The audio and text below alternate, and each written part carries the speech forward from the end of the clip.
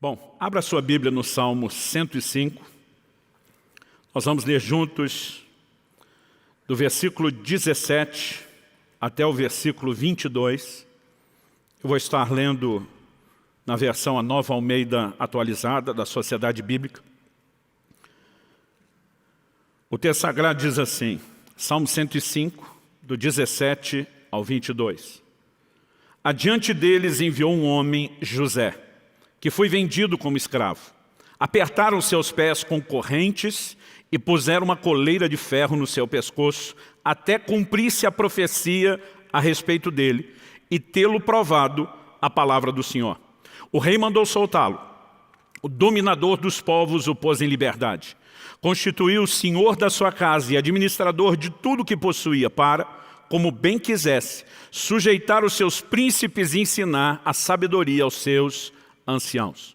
Eu quero tomar essa porção da palavra de Deus, aqui no livro dos Salmos, que resume, na verdade, traz, não é nem só um resumo, é a resenha do resumo da vida de José, que no livro de Gênesis ocupa várias páginas, vários capítulos e que nos comunica uma mensagem especial. Eu cito frequentemente 1 Coríntios, capítulo 10, versículo 11, onde o apóstolo Paulo fala que as coisas que aconteciam a Israel e foram registradas nas páginas do Antigo Testamento para mim e para você, essas coisas foram escritas para advertência nossa, para nosso exemplo. Nosso Senhor tomava como exemplo algumas dessas histórias e registros do Velho Testamento e aplicava lições práticas para os seus discípulos em cima delas. Como, por exemplo, quando ele diz, lembrai-vos da mulher de Ló. Com uma única frase, uma referência a um episódio registrado na Escritura, o Senhor estava nos comunicando mensagens, ensinos, princípios. E eu quero dar um título especial para essa mensagem. Quando eu era garoto, eu lembro de ouvir meus pais falarem várias vezes uma expressão que demorou anos para que eu conseguisse, de fato, entender, chegar à compreensão do que era aquela frase que eles usavam. De vez em quando eu os via fazer a pergunta, e agora, José? Descobri anos depois que essa pergunta, e agora, José, ela foi tirada do poema José, de Carlos Drummond de Andrade. Normalmente, se diz que ela é usada quando não sabemos o que fazer diante de uma decisão ou de uma situação difícil. Na verdade, eu fui pesquisar e ver o que, sem ser essa definição leiga, o que os especialistas em literatura dizem a respeito do assunto. Encontrei uma breve definição num site chamado Cultura Genial e existe um artigo da Carolina Mendes, mestre em estudos literários, culturais e interartes. Ela diz o seguinte, o poema José, de Carlos Drummond de Andrade, foi publicado originalmente em 1942, na coletânea Poesias. Ilustra o sentimento de solidão e abandono do indivíduo na cidade grande, a sua falta de esperança e a sensação de que está perdido na vida sem saber que caminho tomar. Então, obviamente, aqueles de vocês que nunca ouviram essa expressão, deve estar entre o grupo dos mais novos. Décadas atrás, quando eu, por exemplo, era criança, era mais comum dentro da cultura brasileira. Isso foi uma expressão que foi popularizada. E agora, José.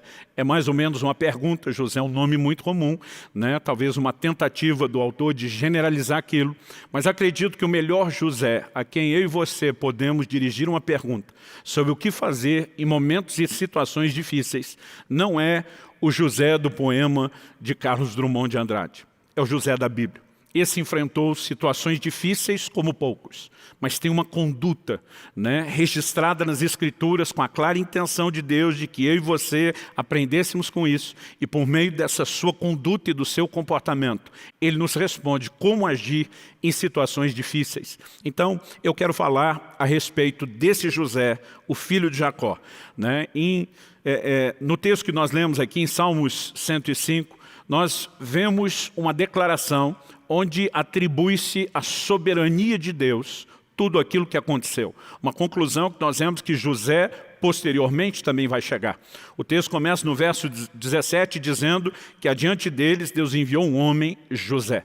Então Deus está por trás dessa história. Não necessariamente estou aqui falando sobre um predeterminismo absoluto, mas estamos falando da capacidade de Deus de gerenciar circunstâncias que eu e você não entendemos.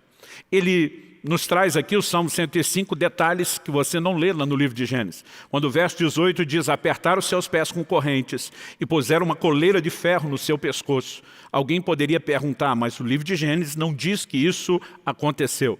No entanto, o livro de Gênesis diz que ele foi levado como escravo para uma terra distante, né? E o livro de Salmos, ainda que escrito muito tempo depois, estava muito mais próximo do contexto cultural deles do que nós. Então, é uma leitura, né, e uma aplicação óbvia em cima das circunstâncias. Agora, esse homem, o versículo 19, né, e eu quero ler agora na tradução brasileira, uma versão antiga que teve como um dos seus revisores, Rui Barbosa. A tradução brasileira apresenta esse versículo 19 dizendo assim, até que chegasse o tempo para o cumprimento da sua palavra, a promessa de Jeová o provou. É interessante notar que esse salmo diz que a mesma promessa que Deus fez, né, que lhe dava um horizonte, que sinalizava um destino, que expressava a vontade de Deus, foi também a mesma palavra que o provou. Porque mesmo aquilo que Deus tem prometido a mim e a você, não significa que vai acontecer depressa, não significa que vai ter cumprimento automático. E ao longo da jornada e do processo, onde avançamos em direção ao nosso destino, que inclui o cumprimento dessas promessas, eu e você precisamos entender que a mesma palavra que nos foi dada nos provará. Isso significa que o Deus que está sinalizando onde quer nos levar, Ele também vai nos provar ao longo do caminho. E eu e você precisamos saber como nos conduzir ao longo do caminho. Um caminho que inevitavelmente apresentará desafios e dificuldades. Então vamos lá. Eu quero destacar 5 situações que José passou e a resposta que ele deu a cada uma delas. E, diferente do padrão, né, onde até por uma questão didática a gente tenta manter sermão de 3 pontos, hoje eu vou apresentar 5 pontos distintos. Se você é daqueles que toma nota, eu já vou anunciar antes para que você entenda, né, com clareza a transição que nós estamos fazendo, o raciocínio que nós estamos construindo. Então, dessas 5 situações, seguida das respostas de José, a primeira é, foi traído por quem o invejava, mas não deixou de sonhar e acreditar. A segunda, assediado por propostas erradas, mas não deixou de ser fiel a Deus. A terceira, recebeu o mal pelo bem, mas não deixou de buscar o bem dos outros. A quarta, esquecido por quem ajudou, mas convicto de que Deus não se esqueceu dele. E a quinta, quando exaltado, não se vingou, né? Pelo contrário, mas pagou o mal com o bem. Então eu quero que a gente olhe esse extrato da vida de José, né? E nós vamos passar aqui por textos bíblicos diferentes, se você quiser me acompanhar. Nós vamos começar lá em Gênesis, no capítulo 37. E há muitas informações a respeito, né, da vida de José, que compõe esse quadro de ensino, de comportamento que eu e você não apenas podemos, mas devemos ter. Então o capítulo 37 de Gênesis começa com a seguinte declaração. Versículo 1 fala, onde Jacó habitou na terra das peregrinações de seu pai, na terra de Canaã. E o versículo 2 diz, essa é a história de Jacó. Mas logo depois de mencionar o Jacó, de quem já vem sendo falado, né, nos capítulos anteriores, na verdade, me parece que isso é muito mais... Os versículos iniciais do capítulo 37 são muito mais uma conclusão daquilo que vinha acontecendo até então. É no versículo 2, depois de dizer, esta é a história de Jacó, que nós lemos. Quando José tinha 17 anos, apacentava os rebanhos com seus irmãos. Sendo ainda jovem, acompanhava os filhos de Bila, os filhos de Zilpa, mulheres de seu pai, e trazia más notícias deles a respeito de seu pai. Em outras palavras, fazia o bom papel de um caçula, né? Era o filho dedo duro, que entregava o ouro, aquilo que estava acontecendo. Versículo 3 diz, ora, Israel amava mais José do que a todos os seus outros filhos, porque era filho da sua velhice, e mandou fazer para ele uma túnica talar de mangas compridas. Quando seus irmãos viram que o pai o amava mais do que todos os outros filhos, odiaram-no e já não podiam falar com ele de forma pacífica. Pelo próprio comportamento de Jacó, nós temos um problema na família. Um filho que é preferido atrai agora o ódio, né, de todos os outros que se sentem preteridos ou rejeitados pelo pai. Agora a situação vai agravar. Versículo 5 diz, José teve um sonho e o contou aos seus irmãos. Alguém me perguntou, o senhor acredita que o José, que interpretava o sonho dos outros, interpretou o seu próprio. Né? Eu digo, olha, a Bíblia não fala dele interpretando sonhos, a não ser quando está no Egito. No entanto, toda a família parece ter entendido o sonho. Se José já entendia antes de contar, errou contando o que provocaria uma situação mais difícil. Se José não entendia, a gente dá um bônus, mas isso não significa que a sua família não entendeu o significado do sonho. Verso 5. José teve um sonho e o contou a seus irmãos. Por isso, o odiaram ainda mais. Ele já tem um problema que agora vai se agravar. Ele lhes disse, peço que ouçam o sonho que eu tive. Sonhei que estávamos amarrando feixes no campo, e eis que o meu feixe se levantou e ficou de pé, enquanto os 6 de vocês o rodeavam e se inclinavam diante do meu. Então os irmãos lhe disseram, você pensa que vai mesmo reinar sobre nós? Pensa que realmente dominará sobre nós? E com isso o odiavam ainda mais por causa dos seus sonhos e de suas palavras. José teve ainda outro sonho, que ele contou aos seus irmãos dizendo, sonhei também que o sol, a lua e 11 estrelas se inclinavam diante de mim. Verso 10, quando José contou esse sonho ao pai e aos seus irmãos, o pai o repreendeu dizendo, que sonho é esse que você teve? Você está querendo dizer que eu, sua mãe e os seus irmãos iremos e nos inclinaremos até o chão diante de você. Verso 11 diz, os irmãos tinham inveja dele. O pai, no entanto, guardou aquilo no coração. Apesar de tê-lo repreendido, apesar de tratá-lo com distinção, havia um elemento cultural muito forte. Né? A força de governo que um patriarca tinha na família é algo que nós temos perdido com o tempo e esse conceito vem sendo diluído. Quando Deus diz para Abraão, em ti serão benditas todas as famílias da terra, a forma como o Novo Testamento interpreta isso é em ti serão benditos todos os povos. Isso é usado como uma alusão do evangelho que foi pré-anunciado a Abraão que se espalharia para os gentios. Mas a expressão famílias era usada para povos por quê? Porque sempre, a partir de um patriarca, né, a família se multiplicava e se consolidava depois como uma nação, como uma linhagem. Então, a força que alguém tinha de governo na sua casa não era distinta da força de governo que teria sobre toda a família à medida que eles se multiplicavam. O pai o repreende, porque ele é um dos filhos mais novos, dizendo, você acha que além de seus irmãos, eu e sua mãe, vamos nos curvar diante de você, que o governo vai passar para a sua mão? Ninguém entendeu aquilo. No entanto, a Bíblia diz que Jacó guardava aquilo no coração. Talvez a semelhança de Maria, que está recebendo palavras que a sua mente não consegue compreender a dimensão das promessas que envolvem, né, o filho que ela iria conceber. A Bíblia diz que Jacó guardava isso no coração. Mas a verdade é que a partir daqui, nós temos um desdobramento de inveja da parte de seus irmãos. Quando você chega no versículo 18, 19 e 20, dá uma olhadinha ali comigo. Há uma frase específica dos seus irmãos quando estão planejando se livrar dele que revela que o motivo de inveja por causa dos sonhos era ainda maior do que pelo fato dele ser o filho predileto. O texto diz, Gênesis 37, 18 a 20, de longe eles o viram e antes que chegasse, conspiraram contra ele para o matar. Disseram uns aos outros, lá vem o grande sonhador. Venham, pois, agora, vamos matá-lo, jogar o corpo dele numa dessas cisternas. Diremos que o animal selvagem o devorou. Vejamos em que vão dar os sonhos dele. Agora a guerra não é mais apenas com a pessoa do irmão, né? É um protesto e uma guerra contra os sonhos. Vamos ver se isso se mantém de pé. Quando a Bíblia está dizendo lá no Salmo 105 que a palavra do Senhor o provou, é evidente que esses sonhos vinham de Deus. É evidente que Deus comunicava aquilo que faria. Mas a mesma palavra que sinalizava o destino, né, de José também o provou. Ele agora começa a enfrentar circunstâncias difíceis, e a primeira delas, como dissemos, é que ele foi traído por quem o invejava, mas não deixou de sonhar. Como sabemos que não deixou de sonhar? A maneira como José se conduz mostra que algo estava aceso no seu coração. Ele é vendido pelos seus irmãos como escravos. Nós não vamos ter o tempo de ler toda a história, né? Mas há um detalhe interessante que eu e você podemos perceber no versículo 27, eles concordam em vendê-lo a uma caravana de ismaelitas, né? O vendem por moedas de prata, 20 moedas de prata, e ele é levado para o Egito. É nesse momento que o verso 18 do Salmo 105 diz que amarraram os seus pés, colocaram uma corrente no seu pescoço e ele é levado como escravo.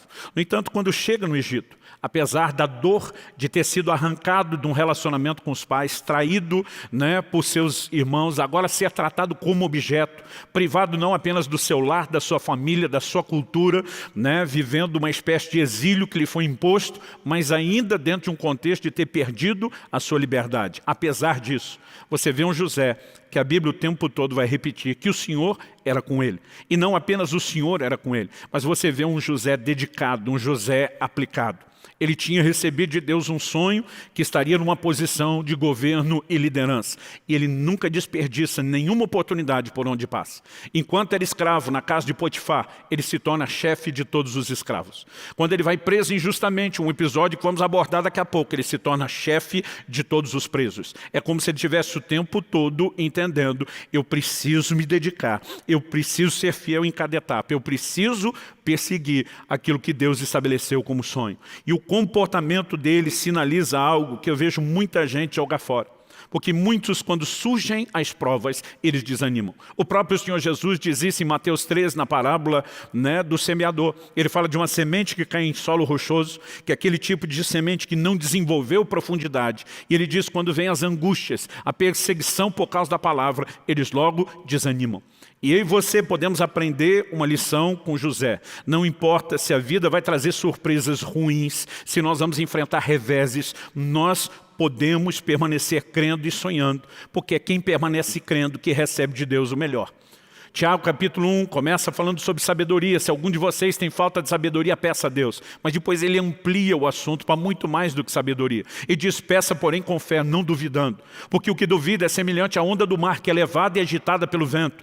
Ele arremata dizendo, não pense tal homem que receberá do Senhor coisa alguma. Eu e você não vamos experimentar nada de Deus, a não ser por fé. Porque está escrito, o justo viverá da fé. Sem fé é impossível agradar a Deus. E nós precisamos entender a importância de ter uma postura de fé, permanecer crendo e sonhando a despeito do que nós enfrentamos. E quando tudo parecia, está assim, funcionando de forma tão contrária à palavra de Deus, contradizendo aquilo que Deus tinha sinalizado. Existe um José que, mesmo entendendo o que está acontecendo, ele tem uma postura de quem no seu interior está dizendo, Deus não perdeu o controle, Ele é fiel naquilo que fala, Ele é fiel naquilo que promete. Eu não sei como as coisas vão mudar, quando haverão os desdobramentos necessários, mas Deus segue no comando. E se há uma lição que eu e você podemos receber do melhor José para nos ensinar, quando eu e você perguntamos, e agora José? É essa. Não importa o que você tem enfrentado, os reveses que você esteja passando, não deixe de sonhar e acreditar naquilo que Deus tem falado a seu respeito. Em segundo lugar, nós lemos, e agora eu quero que você pule comigo para Gênesis capítulo 39, nós lemos que ele foi assediado por propostas erradas, mas não deixou de ser fiel. E isso nos traz uma outra lição poderosa. Então, em Gênesis, no capítulo 39, ao longo do capítulo 37, a Bíblia transiciona da história de Jacó para José. Em algum momento, depois de José ter sido vendido pelos seus irmãos, nós lemos que Rúben, o primogênito, o irmão mais velho, no início dissuade os irmãos, não vão matar não, joga na cisterna. A Bíblia diz que ele tinha intenção de livrá-lo dos seus irmãos, depois restituí-lo ao pai. Mas a Bíblia diz que Judá era o quarto. Rúben era o mais velho, depois de Rúben ainda tinha Levi e Simeão, e na sequência dos 12 filhos, Judá era o quarto. Judá se aproveita da ausência de Rúben e diz, vamos vender o menino. Quando Rúben volta e descobre o que aconteceu, ele entra em desespero e não havia mais nada a ser feito. Judá foi quem liderou aquele processo de traição. Talvez esse seja o motivo pelo qual no capítulo 38 a Bíblia destaca um tempo para falar de Judá, que se aparta dos seus irmãos. Não sabemos se foi a culpa, não sabemos se aquilo gerou alguma confusão posterior, mas ele se isola. Depois a Bíblia volta no capítulo 39, nos dando informações sobre José agora já no Egito. Então, a partir do versículo 1, a Bíblia diz que Potifar, capitão da guarda, comandante da guarda, oficial de Faraó, comprou José dos ismaelitas. O versículo 2 diz, o Senhor Deus estava com José, que veio a ser homem próspero e estava na casa de seu dono egípcio. Potifar viu que o Senhor estava com José e que tudo que ele fazia o Senhor prosperava em suas mãos. Assim José achou favor diante dos olhos de seu dono e o servia. E ele pôs José por mordomo de toda a sua casa. Ele passou às mãos tudo que tinha. E desde que Potifar o fez mordomo de sua casa, encarregado de tudo o que tinha, o Senhor abençoou a casa do egípcio por causa de José. A bênção do Senhor estava sobre tudo o que tinha, tanto em casa como no campo. Potifar confiou tudo o que tinha às mãos de José, de maneira que não se preocupava com nada, a não ser com o pão que comia. Aqui nós vemos José, mesmo numa situação difícil, vivendo e experimentando a presença de Deus, a graça de Deus, o favor do Senhor. E se existe algo que eu e você precisamos entender, é que não são as circunstâncias que dizem se eu e você temos ou não Deus do nosso lado. Porque Ele disse que estaria do nosso lado. Nós podemos olhar para qualquer tipo de circunstância, favorável ou não, e dizer: o Senhor está conosco. A conduta e a postura de José é impressionante. Ele decide viver não como um escravo, ele decide viver não na amargura dos reveses que enfrentou, mas o tempo todo a Bíblia diz: o Senhor era com ele. E a manifestação daquela presença era evidente. Os resultados que José tinha não eram fruto apenas de uma boa administração. A graça, o favor de Deus está sobre ele. No entanto, José começa a ganhar destaque. E ele começa a ter uma figura, uma projeção, como alguém que é mais do que um escravo. Versículo 6 termina nos dando uma informação que prepara o relato que vem a seguir. Versículo 6 termina dizendo: José tinha um belo porte e boa aparência. Traduzindo numa linguagem atual, o bicho era saradão, ajeitado. Alguém diz que parece ser preconceito, que o homem não chama outro homem de bonito, mas eu na verdade só estou lendo a Bíblia. Belo porte e boa aparência. E o que acontece? Versículo 7. Assim, depois de algum tempo, a mulher de Potifar pôs os olhos em José. E aqui começa o assédio, começam as propostas. Pôs os olhos em José e lhe disse: venha para a cama comigo. Ele, porém, recusou e disse à mulher do seu dono: escute, o meu senhor não se preocupa com nada do que existe nessa casa porque eu estou aqui. Tudo que tem ele passou às minhas mãos. Não há ninguém nessa casa que esteja acima de mim. Ele não me veio do nada a não ser a senhora, porque é a mulher dele. Como, pois, cometeria eu tamanha maldade e pecaria contra Deus? O que nós temos aqui não é a recusa a uma proposta. Essa é a proposta inicial. E aqui nós temos o posicionamento firme de José. Mas o versículo 10 diz: ela falava com José todos os dias, mas ele não lhe dava ouvidos, recusando-se ir para a cama com ela e a ficar perto dela. Então ele foi assediado com propostas ou por propostas erradas. Mas qual é o posicionamento de José? Não deixou de ser fiel. É lógico que a fidelidade expressa aqui não é só a Potifar. Ele é claro em dizer, eu não sei se esse texto só mostra um padrão comum e cultural da época, ou se de alguma forma o Potifar, desconfiado com o que tinha em casa, mas há uma restrição específica. Potifar diz: você comanda tudo aqui, mas esse limite você não ultrapassa. Mas a preocupação de José não é ser fiel apenas ao homem que agora é o seu possuidor, o seu senhor, o seu dono. A preocupação de José, quando ele olha para a mulher, diz: como cometeria eu tamanha maldade? Como eu pecaria contra Deus? Nesse momento, José traz à luz algo importante para mim e para você. Eu vejo pessoas que, quando elas começam a enfrentar dificuldades, reveses, elas não apenas desanimam em relação a crer e sonhar naquilo que Deus tem, mas abrem rapidamente mão dos seus valores. Me lembro de um dia que eu estou conversando com uma pessoa que havia destruído o seu casamento com repetidos atos de infidelidade. Eu digo para ele: como você chegou a esse ponto? Ele falou: pastor, a minha mulher me irritou tanto nos últimos meses, mas tanto, que eu fiquei com tanta raiva dela, que eu fui lá e me vinguei. Eu olhei para ele e falei: e que culpa Deus tem nisso? Ele olhou e disse: como assim? Eu falei: você não feriu só a sua mulher. Você afrontou Deus que te salvou, o sangue de Cristo que te redimiu, você trouxe desgraça sobre a sua casa, mau testemunho por reino de Deus. Eu quero saber o que foi que Deus te fez para você fazer isso contra ele. E ele me olha com uma cara de que pela primeira vez ele está lembrando que Deus também estava na história. Que Deus deveria ter sido levado em consideração desde o início. Nós precisamos entender o que José nos ensina. José está dizendo: não importa o que as circunstâncias estão promovendo, o meu relacionamento com Deus está acima de qualquer humor, acima de qualquer emoção, a minha fidelidade a Ele vem acima de tudo. Preste atenção, em 1 Samuel 2,30, Deus diz: eu honro aqueles que me honram. Isso significa qual é a ordem?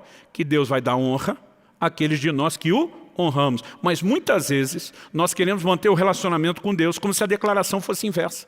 Como se nós é que pudéssemos dizer para Deus, eu honro aqueles que me honram, já que o Senhor não está me honrando nas circunstâncias, eu não te devo honra nenhuma. Essa fala cabe só a Deus. Deus está dizendo, se você me honrar com seus valores, a despeito das circunstâncias, eu vou honrar você. Agora, quando eu e você acreditamos que temos o direito de dar o ultimato em Deus, de dizer, ou o Senhor me honra fazendo aquilo que eu quero, ou eu não lhe devo fidelidade nenhuma, o início do fim de uma grande tragédia já se instalou na nossa vida. E ao olhar para José, eu percebo uma postura, não de se rebelar contra Deus, não de chutar o balde, não de meter o pé na jaca, mas de alguém que diz, eu vou ser fiel a Deus, custe o que custar. José entende que quem é fiel no pouco, como disse Jesus, também será fiel no muito. Se eu e você não sabemos ser fiéis no pouco, porque é que Deus vai nos promover para o muito. E fidelidade não é só no que fazemos. Você percebe fidelidade de José desde os mínimos detalhes. Não é apenas uma fidelidade a Potifar, é a Deus. Deus me chamou para de alguma forma liderar. Eu vou me esmerar, eu vou aprender, eu vou me dedicar em cada estágio. Então fui colocado como chefe dos escravos de Potifar, dos servos da casa. Vou dar o meu melhor aqui. Quando ele vai para a prisão, como mencionei, daqui a pouco vamos trabalhar melhor esse assunto, ele se torna chefe dos presos. José está sendo fiel no caráter e no desempenho do seu papel o tempo todo. E ele nos ensina que não importa aquilo que eu e você possamos experimentar em termos de oportunidades para errar, nós precisamos ter um posicionamento firme dentro de nós. Quem está entendendo, diga amém. Tem gente que, porque acha que está sofrendo, tem direito a alguma espécie de prêmio de consolação. Então, já que Deus não mudou minha sorte, já que as coisas estão difíceis, eu, de alguma forma, concluo que eu tenho direito a um prêmio de consolação e que talvez ter algum tipo de prazer, ainda que restrito por Deus, nem seja tão errado. E quando enveredamos por esse tipo de pensamento que é maligno, nós nos distanciamos do propósito de Deus. Mas quem quer seguir o trilho do propósito de Deus, sabendo que o mesmo Deus que nos faz promessas também nos prova ao longo do caminho, nos testa ao longo do caminho, sabe que não pode deixar de ser fiel. Terceiro lugar, ele recebeu o mal pelo bem. Quando nós olhamos para o episódio de Potifar, eu não vou ler aqui o capítulo todo, porque vai do versículo 10 até o 20, praticamente, só a descrição de como a mulher de Potifar, agora além de insistir com ele dia após dia, a Bíblia diz que um dia José entra na casa, desavisado, não sabia que ela estava sozinha, que não havia nenhum dos funcionários por perto. E ela dá o bote nele, o agarra dizendo, é hoje. Ele diz, é ruim. Como ela agarrou suas vestes, ele larga as vestes na mão dela e vaza. No entanto, essa mulher ofendida pela rejeição de um escravo, inventa uma história de que ele tinha tentado violentá-lo. Chama os funcionários, conta a história, segura a roupa como prova. E quando Potifar volta, ela dá a sua versão. Foi suficiente para que Potifar o mandasse para a prisão. O mesmo José que quis honrar o Potifar, dizendo, eu não peco contra ele e nem contra Deus. Agora é lançado pelo próprio Potifar de forma injusta. Não sabemos se é o simples fato de que era a palavra de um contra de outro. E Potifar não tinha condições de averiguar a história e talvez tenha feito a injustiça de forma inocente. Outros já acreditam que se houvesse de fato uma comprovação de uma tentativa de um estupro, José não teria sido preso, José teria sido morto. Então acredita-se que o fato dele ter sido levado para uma prisão, isso agora é só conjectura, especulação, significa que de alguma forma o Potifar sabia o que é que ele tinha em casa, mas disse, eu preciso tirar José de cena, e talvez teria tentado amenizar a injustiça. De qualquer forma, isso não muda a injustiça que foi praticada. Em troca do bem que ele fez, ele recebe o mal. Agora, se recebeu o mal pelo bem, o que merece ser destacado quando a gente pergunta, e agora José, por José da Bíblia, o filho de Jacó, não do poema do Carlos Drummond de Andrade, ele nos ensina que não importa se eu e você recebemos o mal pelo bem que fizemos, nós não podemos deixar de buscar o bem dos outros. Enquanto ele está preso, a palavra de Deus destaca a preocupação dele com os outros presos. Olha Gênesis 40, de 5 a 8. O texto diz assim, a respeito do copeiro e do padeiro do rei, do faraó, que foram para a prisão. A Bíblia diz, e os dois sonharam, cada um seu sonho na mesma noite. Cada sonho com o seu próprio significado. O copeiro e o padeiro do rei do Egito que se achavam encarcerados. Quando José chegou pela manhã e viu-os, eis que estavam preocupados. Então perguntou aos oficiais de Faraó que estavam com ele no cárcere da casa do seu senhor: por que vocês estão com a cara triste hoje? Eles responderam: tivemos um sonho e não há quem o interprete. José lhes disse: não pertencem a Deus as interpretações? Contem-me o sonho que tiveram. Irmão, fala sério. Qual é o tipo de preso que acorda pela manhã preocupado com o humor dos outros presos? A não ser quem tem um código de valores forte do reino de Deus, a ponto de dizer: a vida não gira só em torno de mim, eu preciso me preocupar com o bem dos outros. Mas José, você está aqui porque recebeu o mal em troca do bem que fez a alguém. E a postura de José é mais ou menos como quem diz: e daí? Eu lembro de uma ocasião que uma pessoa me perguntou, eu disse: pastor, eu não te entendo, tem alguma coisa que o senhor precisa me explicar. Ele falou: ou você é um homem de Deus com alguma compreensão que eu ainda não tive, ou você é um camaleão, um fingido, né, que tenta se passar por alguma coisa que não é. Eu falei: do que é que você está falando? Ele falou: soube que tal pessoa fez isso, isso e isso para você. Eu falei: estão exagerando a versão, mas um percentual disso é verdade. Ele falou: eu vi o senhor honrando essa pessoa publicamente uma vez e já tinha acontecido. Eu falei: e daí? Ele falou: o cara te faz isso e o senhor honra ele. Ele falou: me ajuda a entender o que eu não entendi, ou admitir que o senhor é um fingido. Eu falei: o que ele fez revela quem ele é. O que eu faço revela quem eu sou. No momento em que eu me baixo ao nível dele e tento só ser reativo ao comportamento dele, retribuindo, e me igualo a ele, eu estou perdido. Eu falei: eu preciso de uma postura. Eu fiz o bem para ele, ele me retribuiu com o mal, mas como o que eu entendo que eu devo fazer o bem, eu vou continuar fazendo o bem. Eu não fiz o bem antes porque ele merecia, eu fiz porque eu tenho que fazer. E José tem uma postura e um entendimento. Tá, eu fiz o bem para alguém, me pagaram com o mal, e daí? Isso significa que agora eu vou desiludir da vida, eu vou olhar para todo mundo e dizer: não vale a pena. José continua determinado dentro dele. Não importa a frustração que eu possa ter passado com alguém, eu vou seguir fazendo o bem a todos. Eu vejo muita gente, mesmo no contexto do reino de Deus: puxa, pastor, fui ajudar, fui cuidar de fulano, fui discipular, o senhor não sabe o que eu passei, eu não quero mais ajudar ninguém. Eu digo: e que culpa os outros têm disso? Que culpa os demais têm disso? José tem um entendimento e ele se posiciona. Tem muita gente que se magoa em circunstâncias como essa e deixam de se importar. Mas José nos mostra que quem segue oferecendo ajuda, colhe aquilo que planta. Por exemplo, em Gálatas capítulo 6, versículo 9, a Bíblia diz: e não nos cansemos de fazer o bem, porque a seu tempo ceifaremos. Ceifar é a linguagem de colher, e só se colhe aquilo que planta. Então ele está dizendo que fazer o bem é um plantio. Ele diz: a seu tempo ceifaremos, ou faremos a colheita, se, aqui nós temos um condicional, não desanimarmos.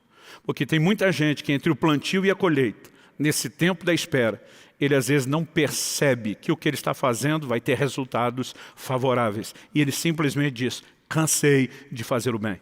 A Bíblia está dizendo que eu e você não podemos nos cansar de fazer o bem. Quem está entendendo, diga amém. E José também nos ensina isso. Em quarto lugar, esquecido por quem ajudou, mas convicto de que Deus não se esqueceu dele. Vamos falar da conversa de José com esse copeiro.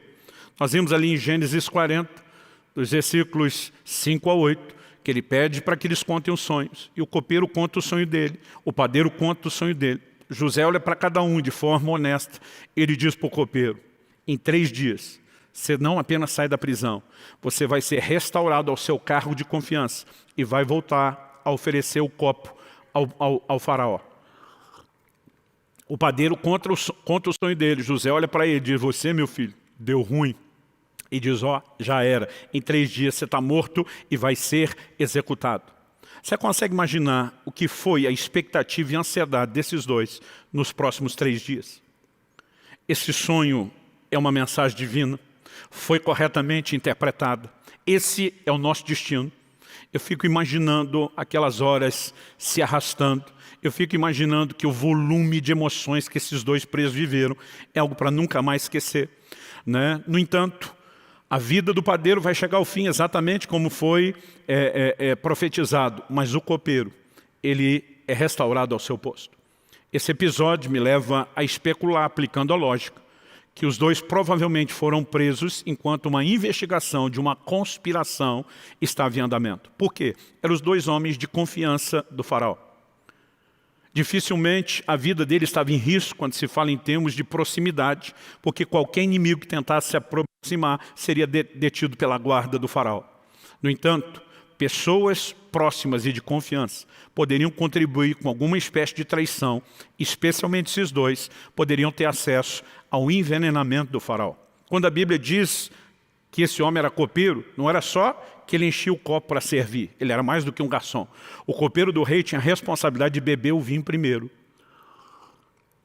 Depois que ele bebia, o faraó sempre esperava um pouquinho para ver se não deu nenhum efeito colateral. E dizia, agora eu posso beber o mesmo vinho que você provou, porque eu não estou sendo envenenado. Como os dois homens de confiança estão presos, traição normalmente era tratado com morte, e a execução do padeiro depois sugere que talvez se apurou quem era. Naquele momento, eu não sei o que um sabe do outro, quais são as expectativas, mas tenta se colocar no lugar do copeiro, 3 dias depois, do jeito que você sonhou, que alguém interpretou, você é restituído ao seu cargo, como se nada tivesse acontecido. Gente, isso é história para contar para os filhos, para os netos, para passar o resto da vida contando para os outros. E se acontecesse com um crente com uma versão mais pentecostal, se diria, é para glorificar de pé a igreja. Alguém não pode esquecer uma coisa dessa. Agora, o que nós lemos em Gênesis, no capítulo 40, dá uma olhadinha no versículo 14. A palavra de Deus nos mostra que José, depois de interpretar o sonho, ciente, sabedor que ele está na frente de um cara que vai voltar a estar próximo e íntimo do camarada que comanda a maior potência da terra. O Salmo 105 o chama de o dominador dos povos. O Egito nessa época era uma potência mundial. Então o faraó, que dominava a potência mundial, era o homem mais influente e poderoso do mundo. Aí José interpreta o sonho, está olhando o copeiro, que vai estar na frente do camarada, e ele não aguenta, ele pede ajuda. Olha o versículo 14. Porém, lembre-se de mim quando tudo lhe correr bem. E diz, eu tenho certeza que a palavra que eu estou te entregando vai acontecer nessa hora. Só não esquece de mim. Lembra do camarada que te trouxe consolo. Né? O texto diz assim, peço que você seja bondoso para comigo. Fale a meu respeito com o faraó e me tire dessa prisão. Porque de fato fui roubado da terra dos hebreus e aqui nada fiz para que me pusessem nessa masmorra. Ele está implorando em 3 dias. Assim como eu te ajudei, eu preciso da sua ajuda. Versículo 23 termina essa história dizendo, porém o copeiro-chefe não se lembrou de José. Depois de dizer não se lembrou, a Bíblia enfatiza, esqueceu-se dele. Além de não lembrar, esqueceu. Apesar de ser a mesma coisa, a linguagem é enfática. Agora, o que aconteceu com esse homem? Uma amnésia? Não. Por que sabemos que não? Porque 2 anos depois, o cara lembra de José. O que eu e você precisamos entender, que o que está acontecendo por trás dessa história, tem a divina providência, tem a mão de Deus. Meu querido, se o copeiro lembra de José e suplica um favor ao rei, assim como eu estava preso e injustiçado, conheci um outro que está lá sem dever, o Senhor precisa usar de misericórdia com ele. Se ele usa de influência, o que é que José seria ao sair daquela prisão? Outro dia um amigo meu disse que ele ia lavar prato junto com o copeiro na cozinha. Ele não seria, né, remetido ao lugar do seu destino. Além disso, José não está pronto. Ele é alguém que ainda está lamentando as suas dores. Lá na frente, vou falar disso daqui a pouco, quando tem um filho. O significado do nome do seu filho é Deus me fez esquecer, porque em algum momento ele vai superar a dor que ele está enfrentando. Mas nesse momento ele está lembrando muito bem. Eu fui roubado da terra dos hebreus. O que fizeram comigo foi uma violência emocional, foi uma injustiça. Mesmo nessa prisão eu não fiz nada. E aquele camarada, cheio de dores, se é projetado, vamos dizer que o copeiro conseguisse ainda apressar as coisas e José fosse reconhecido pelo faraó. Se ele é projetado a um lugar de poder e autoridade, sem o tratamento do lado de dentro, ele jamais teria sido a bênção que foi para os seus irmãos. Deus olha e diz, enquanto a mágoa estiver viva e forte, aí meu filho, não dá não. Tu tem que ficar quieto. Você precisa ser tratado e trabalhado. 2 anos depois, ele será lembrado, essa história vai mudar. Mas mesmo esquecido por quem o ajudou, pelo menos temporariamente, até que aqueles 2 anos passassem, o sentimento não foi finalmente, o copeiro lembrou de mim, né? Isso vai acontecer depois, mas até então não.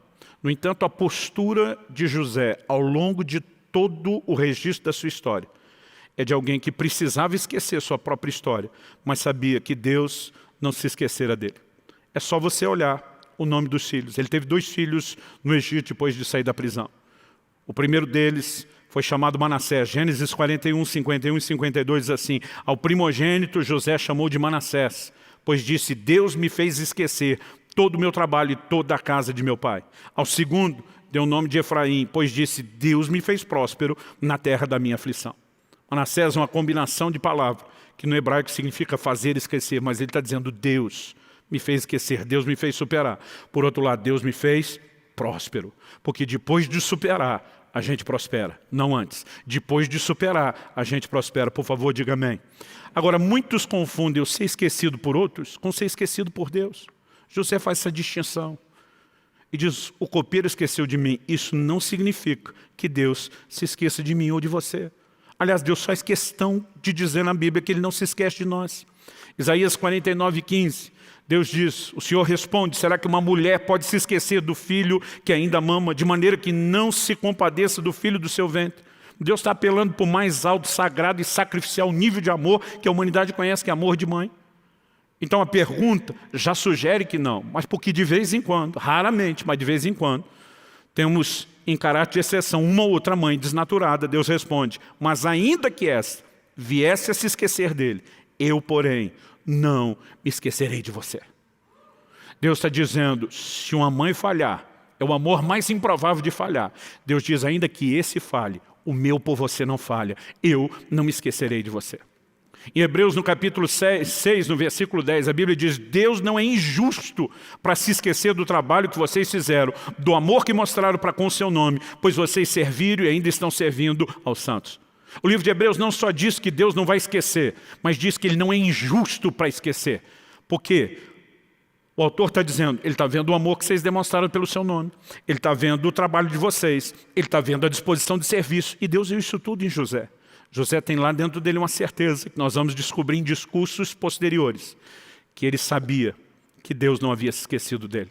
Não importa o que aconteça no âmbito circunstancial ou relacional, nós não podemos deixar o engano de Satanás entrar na nossa mente de que Deus se esqueceu de mim e de você, ou que Ele nos abandonou.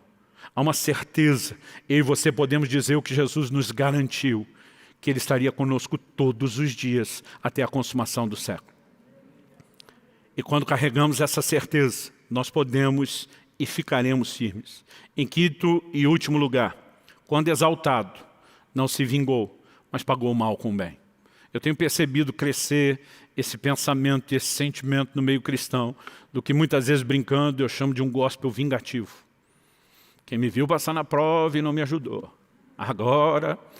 E a gente entende que a exaltação de Deus posterior à prova é para a gente ostentar e pisar nos outros. Isso não tem base bíblica alguma, pelo contrário. Quando a gente olha o encontro, o reencontro de José com seus irmãos não têm noção. Quando depois da fome ter começado, depois dos 7 anos de vacas gordas, eles têm que ir ao Egito comprar mantimento, porque não está havendo mais colheita. Eles não têm noção que ao estar diante do governador, o segundo homem na linha de comando da maior potência do mundo, que eles estão diante do seu irmão já crescido. E a Bíblia diz que em algum momento, porque José já os reconheceu, mas eles não sabem que foram reconhecidos.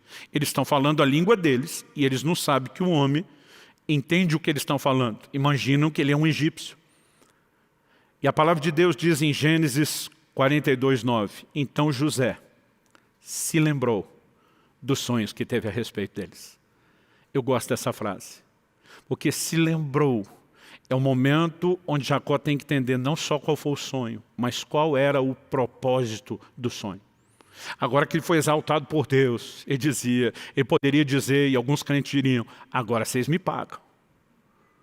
Mas quando ele se lembra do sonho, não é só Deus falou e cumpriu, é mais do que isso. Eu acredito naquele momento ele entende o propósito do sonho. E eu diria que o seu senso de destino profético levava a andar na convicção do cumprimento do plano de Deus para si e também para a sua família, o seu povo. Por que Deus queria preservar aquela família, porque havia uma promessa a Abraão, de que através deles o Messias viria, o reino de Deus impactaria todo mundo. E naquele momento José começa a entender ou conectar os pontos, não sabemos quando isso começou, logo depois ele vai explicar que alcançou esse entendimento. Ele sabia que o plano de Deus era algo maior do que ele mesmo. Olha o que diz Gênesis 45, de 5 a 8. José agora se revelou aos seus irmãos, abre o jogo e diz: eu sou José, a quem vocês venderam. Mas olha a conversa dele, Gênesis 45, de 5 a 8. Agora, pois, não fiquem tristes nem irritados contra vocês mesmos por terem me vendido para cá. Porque foi para a preservação da vida que Deus me enviou adiante de vocês. Olha a frase, Deus me enviou. Versículo seguinte, porque já houve 2 anos de fome na terra, e ainda restam 5 anos em que não haverá lavoura nem colheita.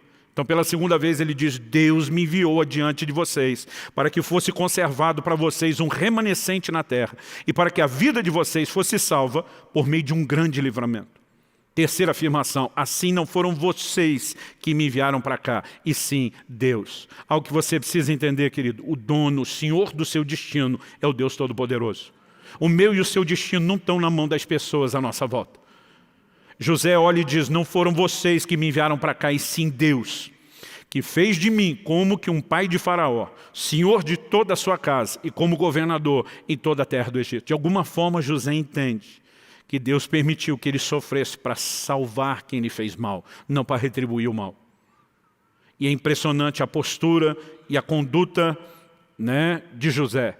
Nesse momento ele diz: eu serei um instrumento divino de livramento para vocês. Eu vou pagar o mal que vocês me fizeram com o bem. Eu vou sustentar vocês. Esse é o momento onde alguém poderia dizer: parece que o jogo mudou, não é mesmo? Porque esse homem está sendo nobre, com entendimento divino. De alguma forma, os seus irmãos não pareciam acreditar que depois da morte de Jacó, a mesma benevolência seria estendida. Jacó desce ao Egito, reencontra seu filho José, passa seus últimos anos lá, mas quando finalmente Jacó morre, aí tem uma reunião de família. Gênesis 50 agora, de 15 a 21 diz: vendo os irmãos de José que seu pai já era morto, disseram: é possível que José tenha ódio de nós. Certamente nos retribuirá todo o mal que lhe fizemos.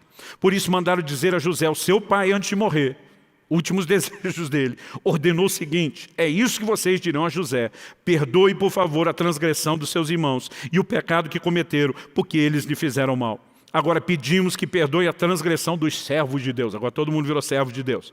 Perdoe a transgressão dos servos do Deus do seu pai.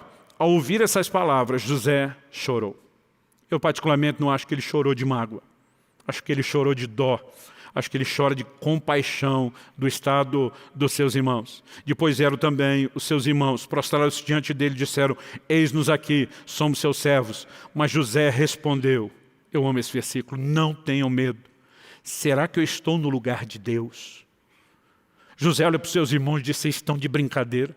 Vocês acham que eu vou confundir a minha posição? Vocês acham que por algum momento eu vou achar que eu sou uma espécie de sol nessa galáxia e que tudo está orbitando em torno de mim? E diz: eu vou tomar o lugar de Deus. Deus é em torno de quem as coisas devem orbitar. São os seus planos, a sua vontade, o seu propósito, não eu. Ele está olhando para os seus irmãos e a reação dele é como quem diz: vocês estão malucos.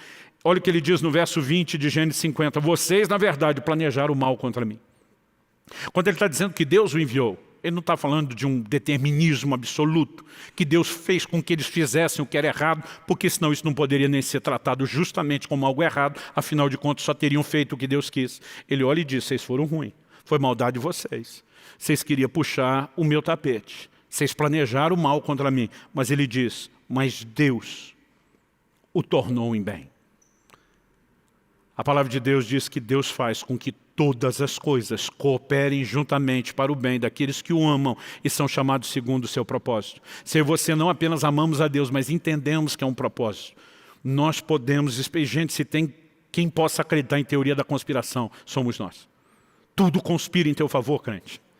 Deus tem o poder, não importa se a intenção das pessoas for boa, Deus tem o poder de converter toda e qualquer situação. Então José termina e diz: portanto, não tenham medo. Deus tornou o mal em bem para fazer, como estão vendo agora, que se conserve a vida de muita gente. Não tenham medo, eu sustentarei vocês e os seus filhos. A Bíblia diz, e assim José os consolou e lhes falou ao coração. Esse homem que poderia, né, ter se entregado ao engano de acreditar que podia pagar o mal com o mal. Ele entende uma ordenança clara que a Bíblia faz a mim e a você de pagar o mal com o bem. Mas ele não apenas entende isso, ele entende isso porque ele se vê como parte de um plano maior. Gênesis 50, versos 24 e 25. Quando José está perto da morte, a Bíblia diz, José disse aos seus irmãos, eu vou morrer em breve, mas Deus certamente visitará vocês e fará com que saiam dessa terra para ir à terra que jurou dar a Abraão, Isaque e Jacó. Ele está dizendo, gente, é temporário. Em Gênesis 15, Deus já tinha dito a Abraão, a geração, a sua descendência vai ser peregrina em terra alheia. Eles vão ficar por 400 anos, mas depois eles voltam para cá. Isso estava sendo comunicado de geração em geração. Com certeza Abraão comunicou a Isaque, Isaque comunicou a Jacó, Jacó chega no Egito e diz, nós vamos ficar aqui fugindo da fome, nos estabeleceremos por um tempo, mas em algum momento Deus vai nos visitar, em algum momento Deus vai nos tirar daqui, Ele vai nos mover para o cumprimento do seu propósito. Então a Bíblia diz, José pediu aos filhos de Israel que fizessem um juramento dizendo, Deus certamente visitará vocês, e quando isso acontecer, leve os meus ossos daqui. Ele está dizendo, eu não tenho direito de achar que as coisas vão orbitar em torno de mim, porque o único que tem esse direito é Deus. E esse Deus tem um plano maior. Eu estou contribuindo temporariamente para que esse plano não seja sacrificado, mas o plano será retomado. E é justamente esse entendimento que nos ajuda a distinguir. Muitos se prendem às mágoas, porque acham que as coisas giram só em torno deles. Gente que depois de receber como paga o mal pelo bem que fez, não quer mais ajudar os outros, é porque acha que tudo gira só em torno deles. Gente que um momento como esse, semelhante a José, quer se vingar, é porque não entendeu que o plano de Deus, a visão de liderança, não é uma posição para você se aproveitar, é sempre um lugar para servir, é sempre um lugar para abençoar. José, ele enxergava além desse âmbito meramente pessoal. E isso o ajudou a não apenas ser bênção na vida de outros, mas dessa forma ser abençoado por Deus. Quem está entendendo, diga amém. José apresentou algumas características que fizeram dele um vencedor. Nós sabemos que ele cultivava a presença de Deus. Gênesis vai dizer que na casa de Potifar o Senhor era com ele, na prisão o Senhor era com ele. Né? Há menções, o livro dos Salmos diz, o Senhor o enviou adiante deles. O tempo todo a história de José está conectada, né? Ou com a manifestação da presença de Deus ou do governo de Deus. Estevão, em Atos no capítulo 7, na sua pregação, nos versículos 9 e 10, resume a vida de José de uma maneira ainda mais curta que o Salmo 105. Ele diz, os patriarcas, invejosos de José, venderam-no para ser levado para o Egito, mas Deus estava com ele e o livrou de todas as suas aflições, concedendo-lhe também graça e sabedoria diante de Faraó, rei do Egito, que o constituiu governador daquela nação e de toda a casa real. Deus estava com ele, é a ênfase que se repete. Agora, muitas vezes eu e você podemos pensar que cultivar a presença de Deus é o que a gente faz só com o momento devocional. E eu não estou desfazendo disso. Isso é algo essencial na vida cristã. Mas tem gente que começa o dia orando, lendo a Bíblia e dizendo, Senhor, eu quero me colocar na sua presença, mas se comporta de tal forma que compromete aquilo que fez. Então aquilo que começa no tempo devocional precisa se estender através da nossa conduta. Ele cultivava a presença de Deus na maneira como se conduzia também. Porque há coisas que eu e você podemos fazer, das quais o Senhor não vai se agradar e vai se afastar. Mas nós sabemos que, e aqui eu quero recapitular as 5 lições. Número 1, não deixou de sonhar. Quando foi traído e sofreu reveses, mostrava uma fé firme. Número 2, não deixou de ser fiel quando recebeu propostas erradas. Número 3, não deixou de buscar o bem de outros quando recebeu o mal por bem. Número 4, não deixou de crer que Deus não esquecera quando ele foi esquecido pelos outros. E número 5, não deixou de pagar o mal com o bem quando foi exaltado, porque entendeu que esse era o propósito da promoção. José não cultivava a presença de Deus apenas com momentos devocionais. A Bíblia não é clara sobre isso. Mas o conceito de adoração que já existia entre os patriarcas, certamente, foi praticado por um homem temente a Deus. No entanto, o que a Bíblia destaca é uma postura, e além da postura e da conduta, ele permanecia crendo que Deus está no controle, como eu e você podemos crer e dizer, todas as coisas cooperam para o bem daqueles que amam a Deus e são chamados segundo o seu propósito. Você recebe essa palavra em nome de Jesus?